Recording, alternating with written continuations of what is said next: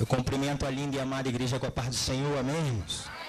Amém. Aleluia, glória a Deus. Quantos estão felizes por estar aqui nessa noite? Dá glória ao Senhor aí. A igreja está linda, a igreja está bonita.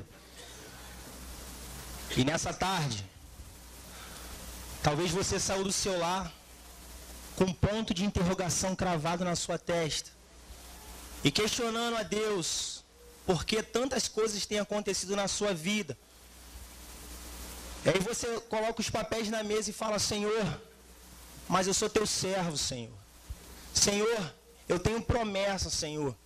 E por que tudo isso tem que acontecer comigo, Senhor? Então nessa noite, querido, eu tenho um tema, numa pequena reflexão que eu vou dar aqui na palavra do Senhor, que é: não pergunte por quê, mas para quê. Vira para o teu irmão aí e fala isso para ele. Não pergunte por quê, mas para quê. Aleluia. Não, mas pergunta, fala para ele direito. Entendeu bem? Não pergunte por quê, mas para quê. Aleluia.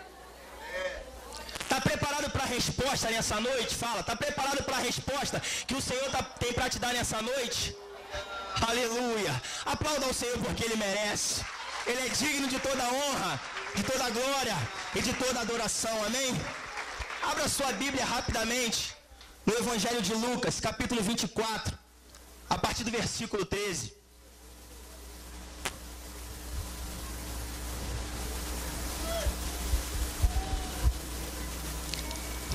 Amém, irmãos? Evangelho de Lucas, capítulo 24, a partir do versículo 13. Quantos acharam? Digam glória a Deus. Aleluia. A igreja está cheia, glória foi fraca. Eu vou esperar mais um pouco. Glória a Deus.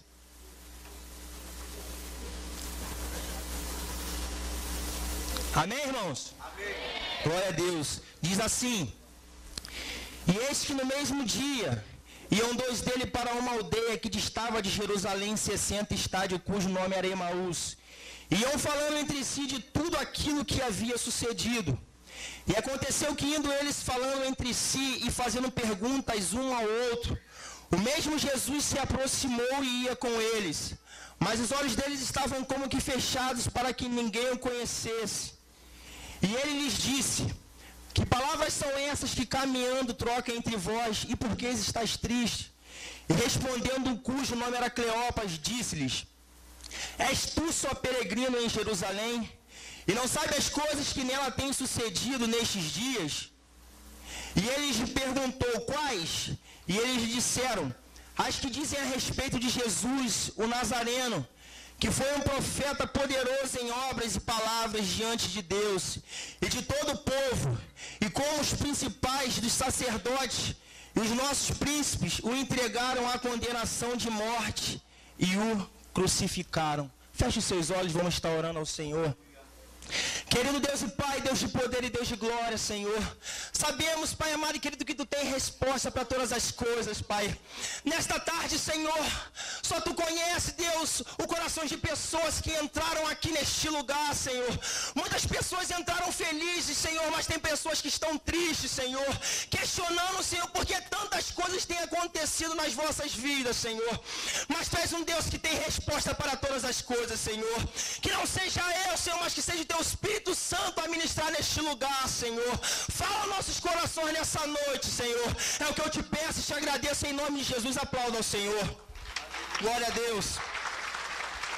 Irmãos, fazendo um paralelo, mediante a esse tema que o Senhor me deu, não pergunte por quê, mas para quê. Se eu fosse viajar a Bíblia Sagrada, eu poderia encontrar várias passagens no Antigo e no Novo Testamento de pessoas que tiveram tudo para ser bem-sucedida, foram bem-sucedidas, mas existiam alguns desertos que elas teriam que passar. Poderíamos falar de José.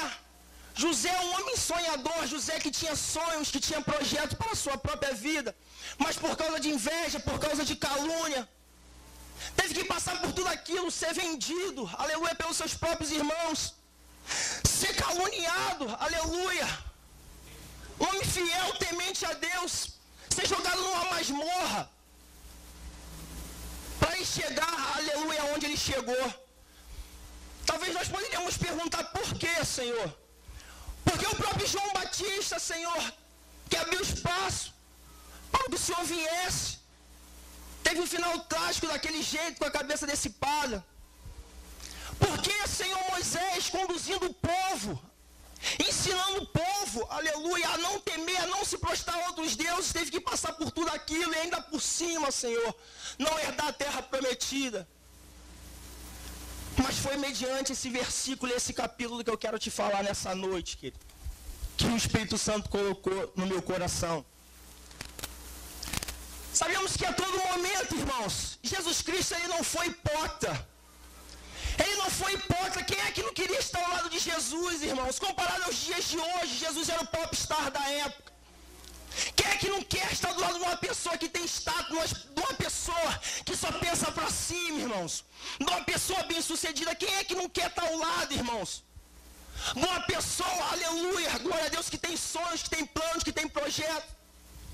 E eu imagino esses 2 discípulos, irmãos, não relacionados entre os 12, mas a todo momento acompanhando Jesus Cristo. Se fosse comparado aos dias de hoje, Jesus Cristo naquela época era o popstar, e talvez esses 2 discípulos poderiam fazer parte do fã-clube de Jesus. Porque se você observar, uma pessoa que ela tem status, uma pessoa famosa, estamos aí recebendo Madonna. Quantas e quantas pessoas ficaram dormindo na fila para conseguir o ingresso? Porque são pessoas, pastor, são pessoas que vê aquelas pessoas como um ídolo. Pessoas que fazem de tudo, que conhecem data de nascimento. Pessoas que conhecem, aleluia, glória a Deus, quais são as cores que gostam. Pessoas que conhecem as mais íntimas coisas dos seus ídolos. E olhando para a vida desse discípulo, querido, ele imagina uns discípulos que tinham promessas. Promessas que Jesus Cristo a todo momento não foi hipócrita de dizer: eu curo, eu liberto, aleluia. Mas chegará um dia que vai ser necessário eu ser entregue na mão de homens pecadores, e no terceiro dia eu ressuscitarei. E eu imagino aqueles discípulos acompanhando Jesus. Estamos bem, estamos do lado do homem que até o vento e o mar lhe obedecem, que demônios são lançados por terra, o homem que ressuscita mortos, aleluia, estamos bem. Mas em nenhum momento Jesus Cristo foi hipócrita de dizer: aleluia, eu faço tudo isso, mas chegará um dia que o ídolo aqui será entregue na mão de homens pecadores, aleluia, será caluniado, será cuspido, aleluia, será negado, traído, aleluia, mas no terceiro dia esse homem ressuscitará. Não temas, porque a promessa vai surgir. E eu imagino esses discípulos a caminho de Emaús, um compartilhando com o outro. Nós tínhamos promessa.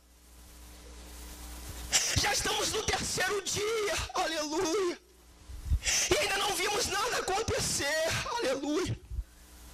Como é que pode o nosso ídolo acabar daquela maneira, caluniado, cuspido e pregado numa cruz, da maneira que ele foi? Eu quero te dizer, querido, não pergunte por quê, mas para que certas coisas têm que acontecer na minha e na tua vida. Há momentos na nossa vida, querido, que nós não vai adiantar você correr para pastor.